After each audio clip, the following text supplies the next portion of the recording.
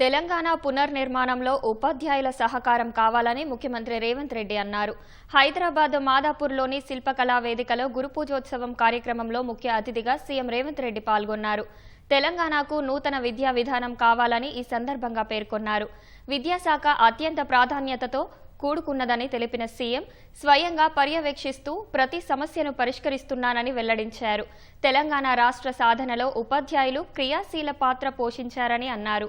ప్రతి గ్రామానికి జై తెలంగాణ నినాదాన్ని చేరవేసింది ఉపాధ్యాయులేనని వివరించారు.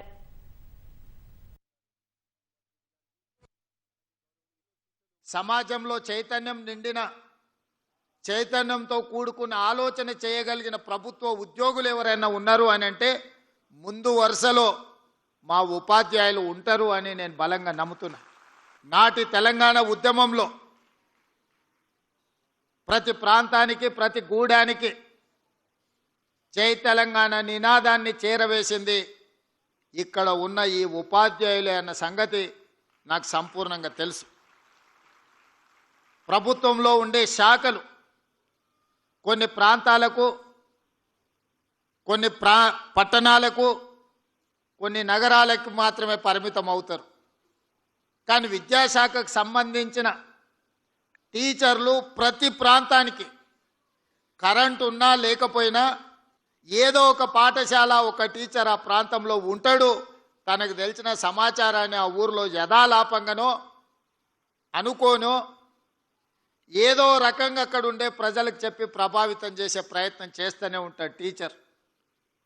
మీరు ఆదరించి మీరు అవకాశం ఇస్తే ఈనాడు ప్రజాపాలనలో విద్యాశాఖ నా దగ్గర పెట్టుకొని తక్షణమే మీ ప్రమోషన్లు, మీ బదిలీలు, మీ కుటుంబ సమస్యల్ని ప్రతి సమస్యను పరిష్కరించడం ద్వారా లక్షలాది మంది విద్యార్థులకు మీరు గొప్పగా విద్య నేర్పుతారని నమ్మకంతో ప్రతిసారి మిమ్మల్ని కలవడం, మీతో మాట్లాడడం, టీచర్ల నియామకాలే కాదు మీ ప్రమోషన్ల సందర్భంలో కూడా ఎల్బీ స్టేడియంలో సమావేశం పెట్టి మీ అందరితో కలిసి మాట్లాడడం జరిగింది.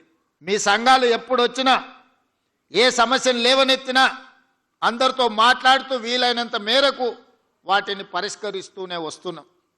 ఎక్కడైనా కొంత ఆలస్యం అయి ఉండొచ్చు కానీ ఏ పని కూడా ఆగిపోలేదు.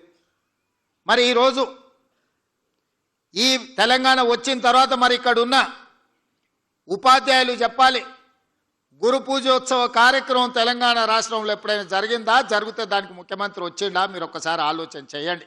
ఇవాళ నేను మీ సోదరుడిగా విద్యాశాఖ నా దగ్గర ఉంది. తెలంగాణ రాష్ట్రానికి ముఖ్యమంత్రి అయిన కాబట్టే ఇవాళ గంటల కొద్ది సమయం మీతో కేటాయించి మా తెలంగాణ రాష్ట్ర పునర్నిర్మాణంలో మా ఉపాధ్యాయుల యొక్క పాత్ర ఎనలేనిది.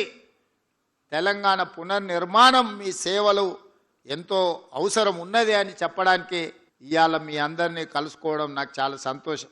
పేదవాడు చదువుకున్నప్పుడే ఈ రాష్ట్రం యొక్క తలరాత మారుతుంది.